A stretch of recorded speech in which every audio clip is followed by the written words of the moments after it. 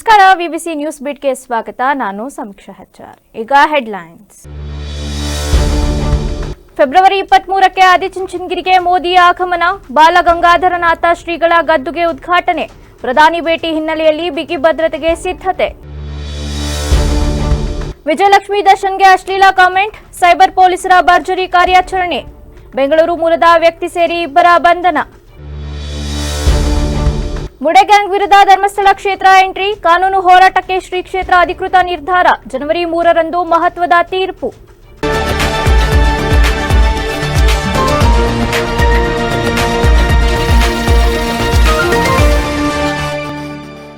ಪ್ರಧಾನಿ ನರೇಂದ್ರ ಮೋದಿ ಅವರು ಫೆಬ್ರವರಿ 23ಕ್ಕೆ ಆದಿಚುಂಚನಗಿರಿಗೆ ಭೇಟಿ ನೀಡಲಿದ್ದಾರೆ.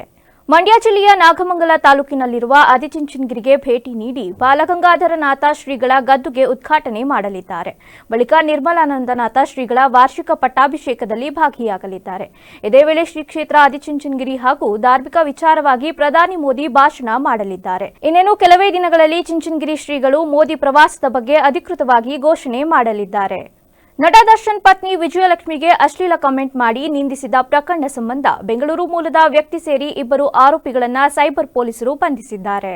ಬಂಧಿತ ಆರೋಪಿಗಳನ್ನು ಚಂದ್ರು ಮತ್ತು ನಿಖಿಲ್ ಎಂದು ಗುರುತಿಸಲಾಗಿದೆ. ಈ ಪೈಕಿ ಓರ್ವ ಆರೋಪಿ ಬೆಂಗಳೂರು ಮೂಲದ ವ್ಯಕ್ತಿ ಎಂದು ತಿಳಿದು ಬಂದಿದೆ. 2025ರ ಡಿಸೆಂಬರ್ನಲ್ಲಿ ವಿಜಯಲಕ್ಷ್ಮಿ ಅವರು ದಾವಣಗೆರೆಯಲ್ಲಿ ಹೇಳಿಕೆಯೊಂದನ್ನು ನೀಡಿದ್ದರು. ಈ ಹೇಳಿಕೆ ನೀಡಿದ ಬಳಿಕ ವಿಜಯಲಕ್ಷ್ಮಿ ಅವರ ಕುರಿತು ಕೆಲವು ಅಶ್ಲೀಲ ಕಾಮೆಂಟ್ಗಳು ಸಾಮಾಜಿಕ ಜಾಲತಾಣದಲ್ಲಿ ಹರಿದಾಡಿದ್ದವು. ಇದರ ವಿರುದ್ಧ ಸಿಡಿದ ಅವರು 15 ಇನ್ಸ್ಟಾಗ್ರಾಂ ಐಡಿ ಮತ್ತು 150ಕ್ಕೂ ಹೆಚ್ಚು ಕೆಟ್ಟ ಕಮೆಂಟ್ ವಿರುದ್ಧ ಫೋಟೋ ಸಮೇತ ದೂರು ನೀಡಿದ್ದರು. ತನಿಖೆ ಕೈಗೊಂಡಿದ್ದ ಸೈಬರ್ ಪೊಲೀಸರು ಸದ್ಯ 15 ಐಡಿಗಳ ಪೈಕಿ ಇಬ್ಬರನ್ನ ಅರೆಸ್ಟ್ ಮಾಡಿದ್ದಾರೆ. ಧರ್ಮಸ್ಥಳ ಬೋರ್ಡೆ ಪ್ರಕರಣಕ್ಕೆ ಹೊಸ ಟ್ವಿಸ್ಟ್ ಸಿಕ್ಕಿದೆ. ಬೋರ್ಡೆ ಗ್ಯಾಂಗ್ ವಿರುದ್ಧ ಕಾನೂನು ಹೋರಾಟಕ್ಕೆ ಇದೀಗ ಶ್ರೀ ಕ್ಷೇತ್ರವೇ ಅಧಿಕೃತವಾಗಿ ಎಂಟ್ರಿಯಾಗಿದೆ. ಈ ಮೂಲಕ ದೇವಸ್ಥಾನದ ವಿರುದ್ಧ ಷಡ್ಯಂತ್ರ ನಡೆಸಿದವರಿಗೆ ತಕ್ಕ ಪಾಠ ಕಲಿಸಲು ಮುಂದಾಗಿದ್ದು, ಜನವರಿ 3ರಂದು ಕೋರ್ಟ್ನಲ್ಲಿ ನಿರ್ಧಾರವಾಗಲಿದೆ. ಧರ್ಮಸ್ಥಳ ಬೋರ್ಡೆ ಪ್ರಕರಣ ಮತ್ತೆ ಹೊಸ ಚರ್ಚೆಗೆ ಕಾರಣವಾಗಿದೆ. ಇದುವರೆಗೂ ಪ್ರಕರಣ ಸಂಬಂಧ ಸುಮ್ಮನಿದ್ದ ಶ್ರೀ ಕ್ಷೇತ್ರ ಧರ್ಮಸ್ಥಳ ಇದೀಗ ಕಾನೂನಾತ್ಮಕ ಹೋರಾಟಕ್ಕೆ ಇಳಿದಿದೆ. ಎಸ್ಐಟಿ ವರದಿಯ ವಿಚಾರಣೆಯಲ್ಲಿ ತನ್ನನ್ನು ಪ್ರತಿವಾದಿಯನ್ನಾಗಿಸುವಂತೆ ಅರ್ಜಿ ಸಲ್ಲಿಸಿದೆ.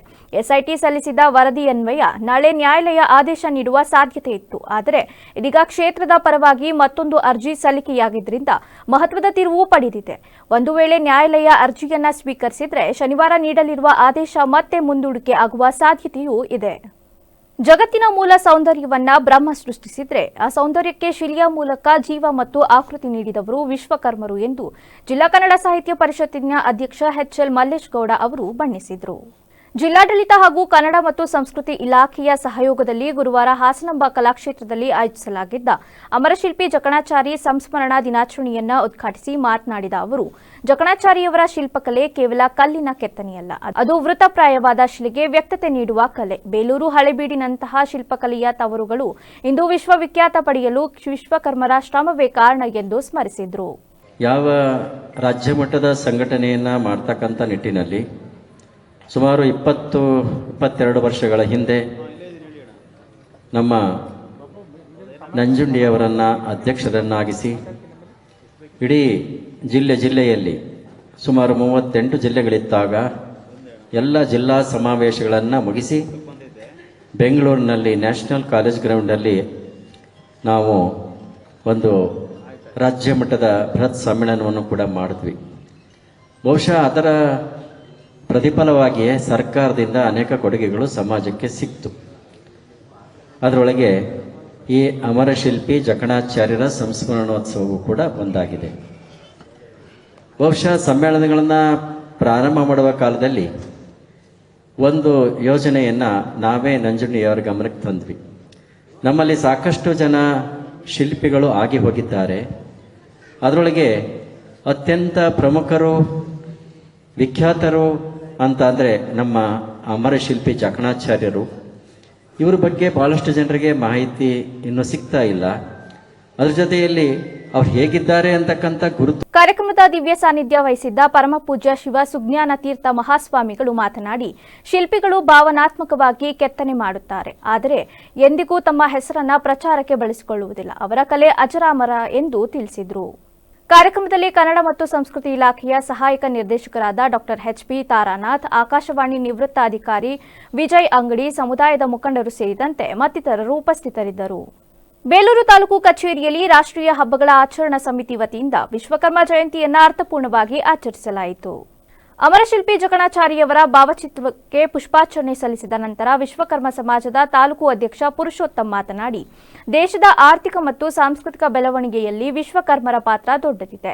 ಜಕಣಾಚಾರಿಯವರು ನಿರ್ಮಿಸಿದ ಬೇಲೂರಿನ ಚನ್ನಕೇಶವ ದೇವಾಲಯದ ಶಿಲ್ಪಕಲೆ ಇಡೀ ವಿಶ್ವಕ್ಕೆ ಮಾದರಿ. ಯುವಜನತೆ ಈ ಶ್ರೀಮಂತ ಪರಂಪರೆಯನ್ನು ಉಳಿಸಬೇಕು ಎಂದು ಕರೆ ನೀಡಿದರು. ಒಂದು ಶಿಲ್ಪಿ ಆದ್ದರಿಂದ ಅವರ ಶಿಲ್ಪಕಲೆಯನ್ನು ಅನುಸರಿಸಿ ಈ ಒಂದು ಗ್ರಾಮಕ್ಕೆ ಬರ್ತಾರೆ. ಮೊದಲು ಬೇಲೂರಿಗೆ ಬಂದಾಗ ಆವಾಗ ಬೇಲೂರು ವೇಲಾಪುರಿ ಎಂಬುದಾಗಿ ಪ್ರಸಿದ್ಧಿಯಾಗಿತ್ತು. ಬಿಟ್ಟಿದೇವ, ಹೊಯ್ಸಳ ದೊರೆ ಬಿಟ್ಟಿದೇವ, ಆಗಿನ ಬಿಟ್ಟಿದೇವ ಈಗಿನ ವಿಷ್ಣುವರ್ಧನಾಗಿ ಇಲ್ಲಿ ರಾಜ್ಯವನ್ನು ಆಳಿದಂತಹ ವಿಷ್ಣುವರ್ಧನ ಕಾಲದಲ್ಲಿ ಈ ಒಂದು ದೊಡ್ಡಗದ್ದುವಳ್ಳಿ ಹಗರೆ ಸಮೀಪದ ದೊಡ್ಡಗದ್ದುವಳ್ಳಿಗೆ ಅವರು ಆಗಮಿಸಿದ್ದಾರೆ.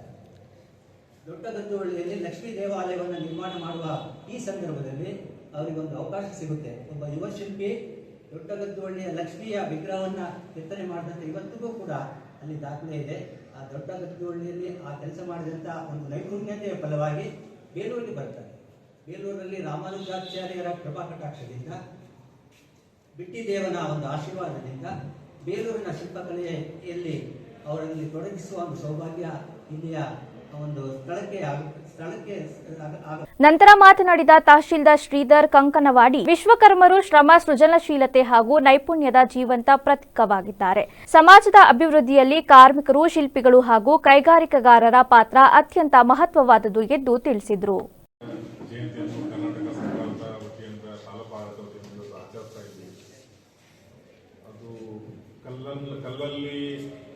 ಕಲ್ಲಲ್ಲಿ ಈಗ ನಾವು ಯಾವುದು ಕೈಯಲ್ಲಿ ಪೆನ್ನಿಂದ ಬರೆಯೋಕ್ಕಾಗಲ್ವೋ ಆ ಕಾಲದಲ್ಲಿ ಕಲ್ಲಿನಲ್ಲಿ ಅದಕ್ಕಿಂತ ಸುಂದರವಾದ ಕಲೆಯನ್ನ ಅರಳಿಸಿದ ಅಮರಶಿಲ್ಪಿ ಜಕಣಾಚಾರ್ಯರು ಅವರ ಕಲೆಯಿಂದಲೇ ಅಮರರಾದರು. ಅವಾಗಿನ ತಾಂತ್ರಿಕತೆ ಹಾಗೂ ಈಗಲೇ ನಮ್ಮ ಸಂಪನ್ಮೂಲ ವ್ಯಕ್ತಿಯಾದ ಹೇಳಿದಂತೆ ತುಮಕೂರು ಜಿಲ್ಲೆಯ ಒಂದು ಬಡ ಕುಟುಂಬದಲ್ಲಿ ಜನಿಸಿದ ವ್ಯಕ್ತಿ ಇಂದಿಗೂ ಅಮರರಾಗಿ ಇದ್ದಾರೆ ಅಂತಂದ್ರೆ ಅವರು ಮಾಡಿದ ಕೃತಿಯಿಂದಲೇ. ಸೊ ಅಂತವರ ಜಯಂತಿಯನ್ನು ಇವತ್ತು ಆಚರಿಸ್ತಾ ಇದ್ದೇವೆ. ಅದೇ ರೀತಿ ಆ ಜಯಂತಿಯನ್ನು ಅರ್ಥಪೂರ್ಣ ಮಾಡುವುದರಲ್ಲಿ ಈ ಸಮುದಾಯ ವಿವಿಧ ಕ್ಷೇತ್ರಗಳಲ್ಲಿ ಅದೇ ಸಮುದಾಯದಿಂದ. ಈ ಸಂದರ್ಭದಲ್ಲಿ ಕ್ಷೇತ್ರ ಶಿಕ್ಷಣಾಧಿಕಾರಿ ಭಾಗ್ಯಮ್ಮ, ಬಿಆರ್ಸಿ ಶಿವಮರಿಯಪ್ಪ, ಹರೀಶ್, ಸಮಾಜದ ಉಮೇಶ್ ಆಚಾರ್ ಸೇರಿದಂತೆ ಇತರರು ಇದ್ದರು. ಆಲೂರು ತಾಲೂಕು ಛಲವಾದಿ ಮಹಾಸಭಾ ಹಾಗೂ ಹಾಸನದ ವಾಸನ್ ಐಕೇರ್ ಸಹಯೋಗದಲ್ಲಿ ಇತ್ತೀಚೆಗೆ ನಡೆದ ನೇತ್ರ ತಪಾಸಣಾ ಶಿಬಿರದ ಮುಂದುವರಿದ ಭಾಗವಾಗಿ ಜನವರಿ 4ರಂದು 70 ಫಲಾನುಭವಿಗಳಿಗೆ ಉಚಿತ ಕನ್ನಡಕಗಳನ್ನು ವಿತರಿಸಲಾಗುವುದು ಎಂದು ಮಹಾಸಭಾದ ಅಧ್ಯಕ್ಷ ಲೋಹಿತ್ ಕುಮಾರ್ ತಿಳಿಸಿದರು.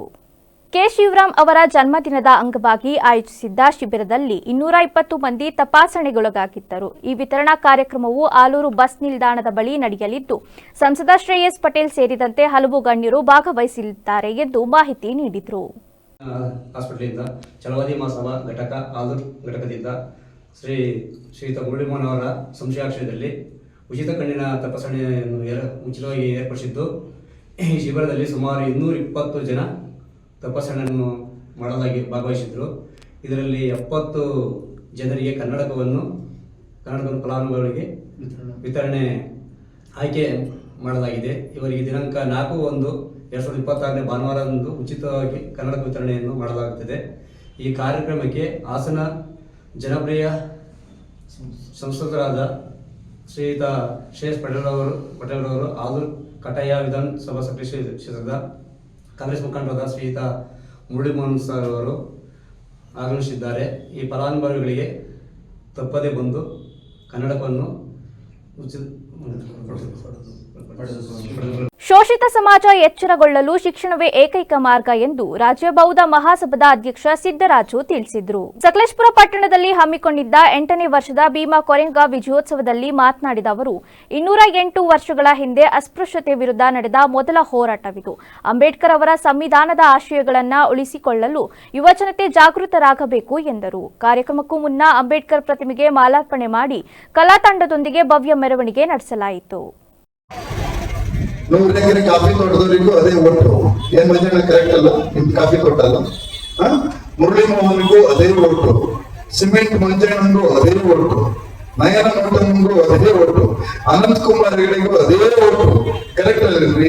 ತೇಜಸ್ವಿ ಶ್ರೇಯಸ್ ಪಟೇಲ್ಗೂ ಅದೇ ಓಟು, ಜೈಲಿಂದ ಹೊರಗೆ ಬಂದ್ರೆ ಪ್ರಜ್ವಲ್ ರೇವಣ್ಣನಿಗೂ ಅದೇ ಓಟು, ಅಷ್ಟೇ ಓಟು ಅನ್ನುವಂತ ಮತದ ಮೌಲ್ಯವನ್ನ ಮರಿತಕ್ಕಂತ ವ್ಯವಸ್ಥೆ ನಾವು ಮಾಡ್ಕೊಂಡಿದ್ದೀವಿ. ಚುನಾವಣೆಗೆ ಹಿಂದಿನ ದಿನ ನಮಗೆ ಆಮಿಷಗಳನ್ನ ಕೊಟ್ಟು ತರ್ತಕ್ಕಂಥ ವ್ಯಕ್ತಿಗಳನ್ನ ಬಂದಾಗ ನಮ್ಗೆ ಸಿದ್ದನಾಕನೂ ಮರ್ತು ಹೋಗ್ತಾನೆ, ಭೀಮಾ ಕೊರಗಾವನು ಮರ್ತು ಹೋಗುತ್ತೆ, ಬಾಬಾ ಸಾಹೇಬ್ ಅಂಬೇಡ್ಕರ್ ಮರ್ತು ಹೋಗುತ್ತೆ, ಸಂವಿಧಾನ ಅಂತರೂ ಹಿತ್ತಲ ಗಿಡಕ್ಕೆ ತಗೊಂಡೋಗಿ ಬೆಳಿಗ್ಗೆ ಬಿಸಾಡ್ತೀವಿ. ಯಾಕೆ ಅಂತಂದ್ರೆ ನಮ್ಗೆ ಹಿಂದಿನ ದಿನದ ಆಮಿಷ ಮಾತ್ರ ಮುಖ್ಯ ಆಗಿರುತ್ತೆ ಮತ್ತು ಆ ಕ್ಷಣಕ್ಕೆ ಬೀಸತಕ್ಕಂತ ಕೋಮು ಮತ್ತು ಜಾತಿ ದ್ವೇಷಗಳೇ ಮುಖ್ಯ ಆಗುತ್ತೆ. ಆ ಎಲ್ಲ ಸಂದರ್ಭದಲ್ಲಿ ನಮಗೆ ಪ್ರೇರಣೆ ಆಗಿರ್ಬೇಕಾಗಿದ್ದು ಏನು ಅಂದ್ರೆ ಲಕ್ಷ್ಮಣ ಕೀರ್ತಿಯ ನೇತೃತ್ವದಲ್ಲಿ ಆಯೋಜನೆ ಮಾಡಿರ್ತಕ್ಕಂಥ ನಮಗೆ ಹೇಳಿದ್ದಾರೆ. ಅವರ ಹೋರಾಟದಲ್ಲಿ, ಅವರ ಚರಿತ್ರೆಯಲ್ಲಿ, ಅವರು ಮಹಾಕೆರೆಯ ಹೋರಾಟದಲ್ಲಿ ಕುಡಿಯುವ ನೀರಿಗಾಗಿ ಕತ್ತೆ, ನಾಯಿ, ನರಿಗಳು ಕುಡಿಯುವಂತ ಕೆರೆಗಳನ್ನ ನಿಮ್ಮನ್ನ ಬಿಟ್ಕೊಂಡಿರಲಿಲ್ಲ ಅನ್ನೋದಾದ್ರೆ 6,000 ಜಾತಿಗಳಾಗಿ 4ನೇ ವರ್ಣದ ಶೂದ್ರರನ್ನ ಮಾಡಿಕೊಂಡು ಅವರನ್ನು OBC ಗುಂಪುಗಳಾಗಿ ಒಡೆದು ಆಳಿದ್ರು. ಆ ಚರಿತ್ರೆ ಸೃಷ್ಟಿಯಾಗಿದ್ದು ಇಂಥ ಮನುಪ್ರಣೀತ 2ನೇ ಬಾಜಿರಾಯ ಅಥವಾ ಅವನ ಸಂತತಿಯಿಂದ ಅನ್ನೋದನ್ನ ನೀವು ಅರ್ಥ ಮಾಡ್ಕೊಳ್ಬೇಕಾಗಿದೆ. ಶಿವಾಜಿ ಮಹಾರಾಜನ್ನ ಇವತ್ತು ಹಿಂದೂ ಸಂತ, ಹಿಂದೂ ಪರಂಪರೆಯನ್ನು ಅಂತ ಹೇಳ್ಕೊಳ್ತಾ ಜನಗಳಲ್ಲಿ ಮಂಕು ಬೂದಿಯನ್ನು ಏರಿಸ್ತಕ್ಕಂಥ ವ್ಯವಸ್ಥೆ ಈ ದೇಶದಲ್ಲಿ ಇದ್ದದನ್ನ ನೀವು ನೋಡಬೇಕಾಗಿದೆ. ಹೀಗಾಗಿ 1927ನೇ ಇಸ್ವಿಯಲ್ಲಿ ಬಾಬಾ ಸಾಹೇಬ್ ಅಂಬೇಡ್ಕರ್ ಅವರು ತಮ್ಮ ಹೋರಾಟದ ಮುಂಚೂಣಿಯಲ್ಲಿ ವಿಶೇಷವಾಗಿ ಅವರು ಕಟ್ಟಿರ್ತಕ್ಕಂಥದ್ದು 1924-25ರಲ್ಲಿ ಬಹಿಷ್ಕೃತ ಹಿತಕಾರಣಿ ಸಭಾ. ಆ ಬಹಿಷ್ಕೃತ ಹಿತಕಾರಣಿ ಸಭಾದಿಂದ ಶಿಕ್ಷಣ ವ್ಯವಸ್ಥೆಯನ್ನ ಪಸರಿಸಿದ್ರು. ಆ ಶಿಕ್ಷಣದಿಂದ ಎಲ್ಲ ಕಡೆಯಲ್ಲಿ ನಿಮಗೆ ಇವತ್ತು ನೋಡಬಹುದಾದ್ರೆ ನಮ್ಮ ಧಾರವಾಡದ ಮರಾಠವಾಡದಲ್ಲಿ ಕೂಡ ಇವತ್ತು ಅವರು ಮಾಡಿರ್ತಕ್ಕಂಥ 4 ಎಕರೆಯಲ್ಲಿ ಶಿಕ್ಷಣ ಸಂಸ್ಥೆ ಇದೆ. ಮತ್ತೆ ರಮಾಬಾಯಿ ಅವರು 1930ನೇ ಇಸವಿಯಲ್ಲಿ ಅಲ್ಲಿ ಇದ್ರು ಅನ್ನತಕ್ಕಂಥ ಇತಿಹಾಸ ಅಲ್ಲಿ ಇದೆ. ಹೀಗಾಗಿ ಶಿಕ್ಷಣಕ್ಕೆ ಮಹತ್ವವನ್ನು ಕೊಟ್ಟು, ಹೋರಾಟಕ್ಕೆ ಮಹತ್ವವನ್ನು ಕೊಟ್ಟು, ದುಂಡು ಮೇಜಿನ ಪರಿಸ್ಥಿತಿಗೆ ಏನು ಕಡಿಮೆ ಇಲ್ಲ, ರಾಜ್ಯಗಳಿಗೆ ಏನು ಕಡಿಮೆ ಇಲ್ಲ. ಯಾಕಪ್ಪ ಈ ಯುದ್ಧ ಮುಖ್ಯ ಅಂತಂದ್ರೆ ನಾವು ಅದು ತನಕ ಸೋಲ್ತಾನೇ ಬಂದಿದ್ವಿ. ರಾವಣ ಸೋತ, ಶಂಭೂಕ ಸೋತ, ನಾಗರು ಸೋತರು, ದಸ್ಯುಗಳು ಸೋತರು, ಒಂದಾದ್ಮೇಲೆ ಎಲ್ಲರೂ ಏಕಲವ್ಯರು ಸೋತರು, ಎಲ್ಲರೂ ಸೋಲ್ತಾನೆ ಬಂದಿದ್ರು. ಅವರೆಲ್ಲ ಮೋಸ್ಟ್ ಕೇಪಬಲ್ ಆದರೂ ಸಹ ಸೋಲ್ತಾನೆ ಬಂದಿದ್ರು. ಅವರು ಗೆದ್ರೂ ಸಹ ಅವರಿಗೆ ನಾನು ಸೋತೆ ಅಂತ ಅವ್ರ ಬಾಯಲ್ಲಿ ಹೇಳಿಸಿದ್ರು. ಆದರೆ ಈ ಯುದ್ಧದ ಗೆಲುವಿದೆಯಲ್ಲ, ಇದು ಅಂಥ ಗೆಲುವು ಆಗಿರಲಿಲ್ಲ. ಇದು ಗೆಲುವು ಅಂದರೆ ನಿಜವಾದ ಗೆಲುವು. ಮತ್ತು ಗೆದ್ದಿರೋರು ಎದೆಗಟ್ಟಿ ಇದನ್ನು ಗೆದ್ದಿರೋರು ನಾವೇ ಅಂತ ಹೇಳ್ಕೊಳ್ಳಿಕ್ಕೆ ಸಾಧ್ಯ ಆಗಿರುವಂತಹ ಯುದ್ಧ ಈ ಕೋರೆಗಾಂವ್ ಯುದ್ಧ. ಅಂದರೆ ಗೆದ್ರೂ ಸಹ ಗೆದ್ದೆ ಅಂತ ನಾವು ಹೇಳ್ಕೊಳ್ಳೋಕ್ಕೆ ಇವತ್ತಿಗೂ ಸಾಧ್ಯ ಇರುವ ಯುದ್ಧ ಆಗಿರೋದ್ರಿಂದನೇ ನಾವು ಇದನ್ನು ಮತ್ತೆ ಮತ್ತೆ ನೆನಪಿಸ್ಕೊಳ್ಬೇಕಾಗಿರುವಂತಹ ಅಗತ್ಯ ಇದೆ. ಭೀಮಾ ನದಿ ತೀರದ ಕೋರೆಗಾಂವ್ ಅನ್ನುವ ಒಂದು ಹಳ್ಳಿಯಲ್ಲಿ ಜನವರಿ 1, 1818ನೇ ಇಸವಿಯಲ್ಲಿ 500 ಜನ ಸೈನಿಕರು, 300 ಅಶ್ವಾರೂಢ ಪದಾತಿಗಳು. ಆಲೂರು ತಾಲೂಕು ಕೊರೆಂಗಾವ್ ವಿಜಯೋತ್ಸವ ಸಮಿತಿ ವತಿಯಿಂದ ಜನವರಿ 7ರಂದು 3ನೇ ವರ್ಷದ ವಿಜಯೋತ್ಸವ ಕಾರ್ಯಕ್ರಮವನ್ನು ಹಮ್ಮಿಕೊಳ್ಳಲಾಗಿದೆ ಎಂದು ದಲಿತ ಸಂಘರ್ಷ ಸಮಿತಿ ಸಂಚಾಲಕ ಬಸವರಾಜು ಗೇಕರವಳ್ಳಿ ತಿಳಿಸಿದರು. ಅಂದು ಬೆಳಿಗ್ಗೆ 10 ಗಂಟೆಗೆ ವೀರಶೈವ ಕಲ್ಯಾಣ ಮಂಟಪದಿಂದ ಮೆರವಣಿಗೆ ಆರಂಭವಾಗಿ ತಾಲೂಕು ಕಚೇರಿವರೆಗೆ ಸಾಗಲಿದೆ. ನಂತರ ನಡೆಯುವ ಸಭಾ ಕಾರ್ಯಕ್ರಮವನ್ನು ಶಾಸಕ ಸಿಮೆಂಟ್ ಮಂಜು ಉದ್ಘಾಟಿಸಲಿದ್ದಾರೆ. ಆಲೂರು ತಾಲೂಕಿನ ನಾಗರಿಕ ಬಂಧುಗಳೇ, ದಿನಾಂಕ 7/1/2026ನೇ ಬುಧವಾರ ಆಲೂರಿನಲ್ಲಿ ಭೀಮಾ ಕೋರೆಗಾಂವ್ ವಿಜಯೋತ್ಸವ ಕಾರ್ಯಕ್ರಮವನ್ನು ಹಮ್ಮಿಕೊಂಡಿರುತ್ತೇವೆ. ಈ ಕಾರ್ಯಕ್ರಮಕ್ಕೆ ಮುಖ್ಯ ಭಾಷಣಕಾರರಾಗಿ ಬಿ ಗೋಪಾಲ್ರವರು, ರಾಜ್ಯಾಧ್ಯಕ್ಷರು, ಪರಿವರ್ತನಾ ವೇದಿಕೆ ಬೆಂಗಳೂರು, ಇವರು ಭಾಷಣಕಾರರಾಗಿ ಆಗಮಿಸುತ್ತಿದ್ದಾರೆ. ಮತ್ತು ಉದ್ಘಾಟನೆಯನ್ನ ಶ್ರೀಯುತ ಸಿಮೆಂಟ್ ಮಂಜುನವರು, ಹಾಲಿ ಶಾಸಕರು, ಇವರು ಉದ್ಘಾಟನೆ ಮಾಡುತ್ತಿದ್ದಾರೆ. ಮತ್ತೆ ಮಾಜಿ ಶಾಸಕರು, ಸಚಿವರಾದಂತಹ ಕುಮಾರಸ್ವಾಮಿ ಅವರು ಮುಖ್ಯ ಅತಿಥಿಗಳಾಗಿ ಭಾಗವಹಿಸಲಿದ್ದಾರೆ. ಹಾಗೂ ಡಿ ಮಲ್ಲೇಶಣ್ಣವರು ಸಹ ಮಾಜಿ ಶಾಸಕರು, ಅವರು ಆಗಮಿಸಲಿದ್ದಾರೆ. ಶ್ರೀಯುತ ಮುರಳಿ ಮೋಹನ್ ರವರು, ಕಾಂಗ್ರೆಸ್ ಮುಖಂಡರು, ಅವರು ಸಹ ಈ ಕಾರ್ಯಕ್ರಮಕ್ಕೆ ಆಗಮಿಸಲಿದ್ದಾರೆ. ಈ ಕಾರ್ಯಕ್ರಮದಲ್ಲಿ ವಿಶೇಷವಾಗಿ ಕಲಾ ತಂಡಗಳ ಪ್ರದರ್ಶನವಿದೆ. ಅದರಲ್ಲಿ ಕೀಲುಕುದುರೆ ಕುಣಿತ, ವಾದ್ಯಗೋಷ್ಠಿ ಮತ್ತು ಕಲಾ ತಂಡಗಳು ಡಿಜೆ ಯೊಂದಿಗೆ ITI ಕಾಲೇಜಿಂದ ಆಲೂರು ತಾಲೂಕು ತಹಶೀಲ್ದಾರ್ ಕಚೇರಿ ಆವರಣದವರೆಗೂ ರಾಜಬೀದಿಯಲ್ಲಿ ಅದ್ದೂರಿಯಾದ ಮೆರವಣಿಗೆ ಇದೆ. ಬಿ ಗೋಪಾಲ್ ಅವರು ಮುಖ್ಯ ಭಾಷಣ ಮಾಡಲಿದ್ದಾರೆ. 1818ರಲ್ಲಿ ನಡೆದ ಈ ಐತಿಹಾಸಿಕ ಯುದ್ಧದ ಸ್ಮರಣೆಗಾಗಿ ಈ ಕಾರ್ಯಕ್ರಮ ಆಯೋಜಿಸಲಾಗಿದೆ ಎಂದು ಮಾಹಿತಿ ನೀಡಿದರು. ಹೊಳೆನರಸೀಪುರ ಪಟ್ಟಣದ ಐಎಸಿಟಿ ಕಂಪ್ಯೂಟರ್ ತರಬೇತಿ ಕೇಂದ್ರದ ವತಿಯಿಂದ ವಿದ್ಯಾರ್ಥಿಗಳಿಗಾಗಿ ಆಯೋಜಿಸಿದ್ದ ಪ್ರತಿಭಾನ್ವೇಷಣೆ ಕಾರ್ಯಕ್ರಮವು ಅತ್ಯಂತ ಯಶಸ್ವಿಯಾಗಿ ಜರುಗಿತು. ಶ್ರೀ ರಾಘವೇಂದ್ರ ಸ್ವಾಮಿ ಮಠದ ಆವರಣದಲ್ಲಿ ಆಯೋಜಿಸಲಾಗಿದ್ದ ಕಾರ್ಯಕ್ರಮವನ್ನು ಉದ್ದೇಶಿಸಿ ಮಾತನಾಡಿದ ಐಎಸಿಟಿ ಜಿಲ್ಲಾ ಸಂಯೋಜಕ ಕುಮಾರ್ ಅವರು, ನಮ್ಮ ಸಂಸ್ಥೆಯು ಕೇವಲ ಕಂಪ್ಯೂಟರ್ ಶಿಕ್ಷಣಕ್ಕೆ ಸೀಮಿತವಾಗದೆ ವಿದ್ಯಾರ್ಥಿಗಳ ಸರ್ವತೋಮುಖ ಬೆಳವಣಿಗೆಗೆ ಒತ್ತು ನೀಡುತ್ತಿದೆ. ಪ್ರತಿ ವರ್ಷದಂತೆ ಈ ವರ್ಷವೂ ವಿದ್ಯಾರ್ಥಿಗಳಲ್ಲಿ ಅಡಗಿರುವ ಸುಪ್ತ ಪ್ರತಿಭೆಯನ್ನ ಹೊರಹಾಕಲು ಈ ವೇದಿಕೆಯನ್ನ ಕಲ್ಪಿಸಲಾಗಿದೆ ಎಂದು ತಿಳಿಸಿದರು. ಕಳೆದ ಒಂದು ವಾರದಿಂದ ವಿದ್ಯಾರ್ಥಿಗಳಿಗಾಗಿ ವಿವಿಧ ಕ್ರೀಡೆ ಹಾಗೂ ಸಾಂಸ್ಕೃತಿಕ ಸ್ಪರ್ಧೆಗಳನ್ನು ಏರ್ಪಡಿಸಲಾಗಿತ್ತು. ಇದರಲ್ಲಿ ಪ್ರಮುಖವಾಗಿ ಚೆಸ್, ರಂಗೋಲಿ ಸ್ಪರ್ಧೆ ಸೇರಿದಂತೆ ಹಲವು ವಿಭಾಗಗಳಲ್ಲಿ ವಿದ್ಯಾರ್ಥಿಗಳು ಅತ್ಯಂತ ಉತ್ಸಾಹದಿಂದ ಭಾಗವಹಿಸಿದ್ದರು. ಸಮಾರಂಭದ ಕೊನೆಯಲ್ಲಿ ವಿವಿಧ ಸ್ಪರ್ಧೆಗಳಲ್ಲಿ ವಿಜೇತರಾದ ವಿದ್ಯಾರ್ಥಿಗಳಿಗೆ ಬಹುಮಾನ ವಿತರಿಸಿ ಗೌರವಿಸಲಾಯಿತು. ಕಾರ್ಯಕ್ರಮದಲ್ಲಿ ಸಂಸ್ಥೆಯ ಬೋಧಕ ಸಿಬ್ಬಂದಿ ಹಾಗೂ ನೂರಾರು ವಿದ್ಯಾರ್ಥಿಗಳು ಉಪಸ್ಥಿತರಿದ್ದರು. ಸ್ಥಾನ ಯಾವುದಪ್ಪ ಅಂದ್ರೆ ಹಳೇಬೀಡಿನ ದೇವಸ್ಥಾನ. ಹಳೇಬೀಡಿನ ದೇವಸ್ಥಾನಕ್ಕೆ ಅವರನ್ನ ಕರ್ಕೊಂಡು ಬರ್ತಾರೆ. ಅಲ್ಲಿ ಹಳೇಬೀಡಿನ ದೇವಸ್ಥಾನವನ್ನು ಕೂಡ ನೋಡ್ತಾರೆ. ಅಲ್ಲಿ ಹಳೇಬೀಡಿನ ದೇವಸ್ಥಾನದ ಒಂದು ವೈಭವವನ್ನು ನೋಡಿದಂತ ಆಗಿನ ರಾಜನಾಗಿರತಕ್ಕಂತಹ ವಿಟ್ಟಿದೇವ, ಅವನಿಗೆ ವಿಷ್ಣುವರ್ಧನ ಅಂತೂ ಕೂಡ ಹೆಸರಾಗುತ್ತೆ. ವಿಷ್ಣುವರ್ಧನ ಮತ್ತು ಶಾಂತಲೆ ಅವರಿಬ್ರು ಕೂಡ ತುಂಬಾ ಇಷ್ಟಪಡ್ತಾರೆ. ಸೋಮನಾಥಪುರವನ್ನ ಮೀರಿಸುವಂತಹ ಶಿಲ್ಪಕಲಾ ವೈಭವವನ್ನು ಹೊಂದಿರತಕ್ಕಂತ ಹಳೇಬೀಡಿನ ಈ ಒಂದು ಕೆತ್ತನೆಯ ಕೆಲಸ ಏನಿದೆ ಅತ್ಯಂತ ಅದ್ಭುತವಾಗಿರುವಂತದ್ದು, ಅವಿಸ್ಮರಣೀಯವಾಗಿರುವಂತದ್ದು. ಅದನ್ನ ನೋಡಿದಂತಹ ಹೇಳ್ತಾರೆ ನಿರ್ಮಾಣ ಅಂತೇಳಿ ಅವರಿಗೆ ವಿನಂತಿ ಮಾಡ್ತಾರೆ. ಆಗ ಎಲ್ಲ ಶಿಲ್ಪಿಗಳನ್ನು ಕರೆದು ಉದ್ದೇಶಿಸಿ ಹೇಳ್ತಾರೆ. ಅವರೆಲ್ಲ ಹೇಳ್ತಾರೆ, ಹಿಂದೆ ಮಾಡಿರಬಾರ್ದು ಅದನ್ನು ಮಾಡೋಣ ಸರಿ, ಆದ್ರೆ ಮುಂದೆ ಯಾರು ಮಾಡಬಾರದು ಅಂತಹ ದೇವಾಲಯವನ್ನು ನಿರ್ಮಾಣ ಮಾಡೋದು ಬಹಳ ಕಷ್ಟ ಇದೆ, ತುಂಬಾ ಕಷ್ಟ. ಈಗಿನ ಆಧುನಿಕ ಸೌಲಭ್ಯಗಳನ್ನು ಹೊಂದಿರುವಂತಹ ಈಗಿನ ಕಾಲಘಟ್ಟದಲ್ಲಿ ಏನ್ ಬೇಕಾದ್ರೂ ಮಾಡಬಹುದು. ಆನೆಯ ಮೂಲಕವಾಗಿ, ಪ್ರಾಣಿಗಳ ಮೂಲಕವಾಗಿ ಯಾವುದೇ ಸಹಾಯವನ್ನು ತೆಗೆದುಕೊಳ್ಳಿಲ್ಲ. ಆಗ ಎಲ್ಲ ಕೈಯಾಳುಗಳ ಸಹಾಯದ ಮೂಲಕವಾಗಿ ತಮ್ಮ ಹಸ್ತಂತ ಅಧ್ಯಯನ ಮಾಡಿ ಪರಿಪೂರ್ಣವಾದ ಒಂದು ವರದಿಯನ್ನು ಪಡೆದು ಈ ಪ್ರಶಸ್ತಿಯನ್ನು ಪ್ರಕಟ ಮಾಡಿದ್ದಾರೆ. ಅಂದರೆ ಅದಕ್ಕೆಲ್ಲ ಸಾಕ್ಷಿ ಈಗಾಗಲೇ ಶಿವಕುಮಾರ್ ಅವರು ಪರಿಪೂರ್ಣವಾಗಿ ಬೇಲೂರು, ಹಳೇಬೀಡು, ಸೋಮನಾಥಪುರ, ಕೈಗಾರ ಗ್ರಾಮ. ಸೊ ನಾನು ತುಮಕೂರು ಸುದ ಅಲ್ಲಿ ಹೋಗೋಕ್ಕಿಂತ ಭಾಳಷ್ಟು ಪ್ರಯತ್ನ ಪಟ್ಟೆ. ಸುಮಾರು ಅವಕಾಶ ಸಿಕ್ಕಿದಂಗೆ ಆಗಿದೆ ನನಗೆ. ಸೊ ಹಾಗಾಗಿ ಹಿಂದೆ ಅವಕಾಶ ಸಿಕ್ಕಿದ್ರೆ ಖಂಡಿತ ಒಂದು ವೀಕ್ಷಣೆ ಮಾಡಿ ಬರೋಣ. ಜೊತೆಗೆ ಅಮರ ಸಿದ್ಧಿ ಜಗನ್ನಾಚಾರ್ಯರ ಒಂದು ಚಿತ್ರವನ್ನು 1964ರಲ್ಲಿ ನಿರ್ಮಾಣ ಮಾಡಿದ್ರು. ಆ ಚಿತ್ರವನ್ನು, ಸಿನಿಮಾವನ್ನು ನೀವು ನೋಡಿದ್ರೆ ಅವರ ಜೀವನದ ಚರಿತ್ರೆ ಬಗ್ಗೆ ಪರಿಪೂರ್ಣವಾದ, ಇನ್ನೂ ವಿಸ್ತಾರವಾದ ಒಂದು ಅಂಶವನ್ನು ನಾವು ತಿಳ್ಕೋಬಹುದು. ತುಂಬ ಚೆನ್ನಾಗಿ ಮಾಡಿದ್ದಾರೆ. ನಾನು ಸುಧಾ ಅದನ್ನು ಚನ್ನರಾಯಪಟ್ಟಣ ತಾಲೂಕಿನ ನುಗ್ಗೇಹಳ್ಳಿ ಹೋಬಳಿಯ ಸರ್ಕಾರಿ ಬಾಲಕಿಯರ ಶಾಲಾ ಆವರಣದಲ್ಲಿ ಜನವರಿ 9ರಂದು ರಾಷ್ಟ್ರೀಯ ರೈತ ದಿನಾಚರಣೆಯನ್ನ ಹಮ್ಮಿಕೊಳ್ಳಲಾಗಿದೆ ಎಂದು ತಾಲೂಕು ರೈತ ಸಂಘದ ಅಧ್ಯಕ್ಷ ರಾಮಚಂದ್ರ ತಿಳಿಸಿದರು.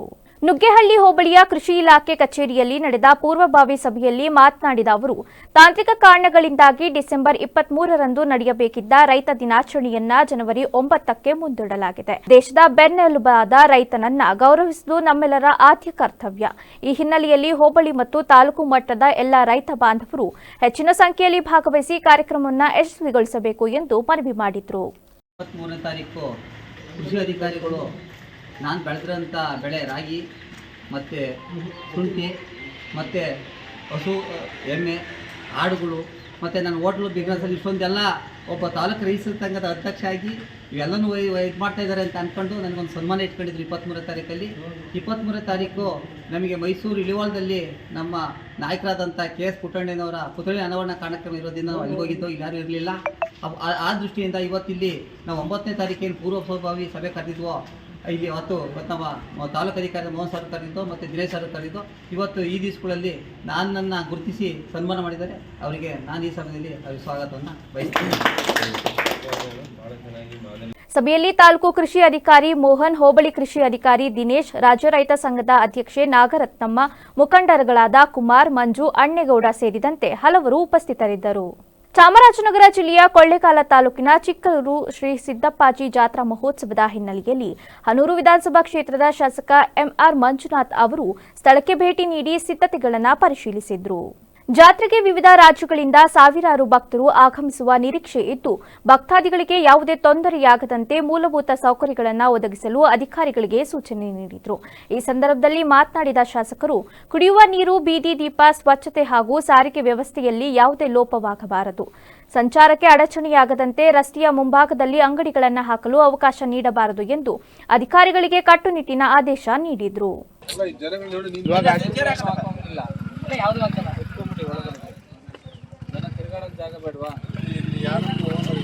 ಸ್ವಲ್ಪ ಒಳಗೆ ಹಾಕೊಳ್ರಿ. ಇಲ್ಲ ರೀ, ಅಲ್ಲಿಂದ ಇನ್ನ ಹತ್ತಡಿ ಹಿಂದಕ್ಕೆ ಹಾಕೋ. ಜನಗಳು ಅಲ್ಲಿ ಓಡಾಡಕ್ಕೆ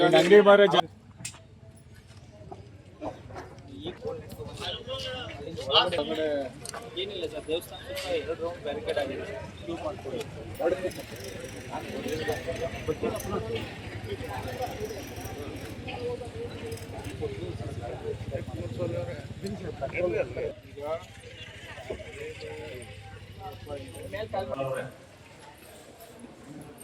ಪರಿಶೀಲನಾ ಸಭೆಯಲ್ಲಿ ತಾಲೂಕು ದಂಡಾಧಿಕಾರಿ ಬಸವರಾಜ್, ಇಒ ಗುರುಶಾಂತಪ್ಪ, ಪೊಲೀಸ್ ಇಲಾಖೆಯ ಅಧಿಕಾರಿಗಳು ಹಾಗೂ ಪ್ರಮುಖ ಮುಖಂಡರು ಭಾಗವಹಿಸಿದ್ದರು.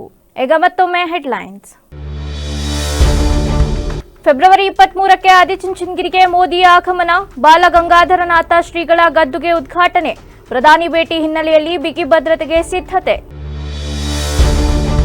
ವಿಜಯಲಕ್ಷ್ಮಿ ದರ್ಶನ್ಗೆ ಅಶ್ಲೀಲ ಕಾಮೆಂಟ್, ಸೈಬರ್ ಪೊಲೀಸರ ಭರ್ಜರಿ ಕಾರ್ಯಾಚರಣೆ, ಬೆಂಗಳೂರು ಮೂಲದ ವ್ಯಕ್ತಿ ಸೇರಿ 2 ಬಂಧನ.